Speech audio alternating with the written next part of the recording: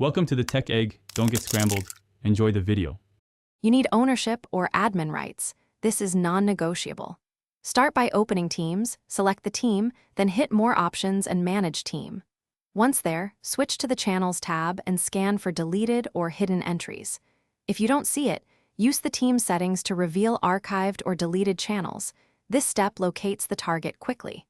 Make sure to note the exact channel name and any associated files or tabs before proceeding, because those details determine the restore path and permissions needed. Once done locating the channel, try the In-Client Restore.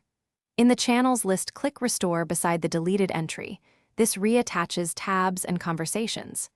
If the client does not show it, move to the team's admin center, find the team, then look for deleted channels to restore centrally.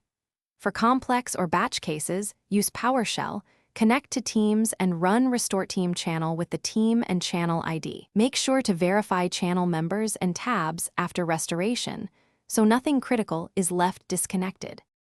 After restoring, immediately verify conversations and files. Teams stores files in the team's SharePoint site, so check there too to confirm content integrity.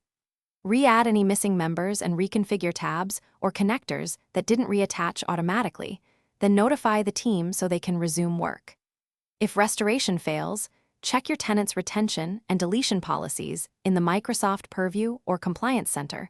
Policies can permanently remove channels. If needed, rerun the restore process or use an admin-level recovery option to recover items before policy expiration. Thanks for watching. Consider subscribing if I helped unscramble your problems.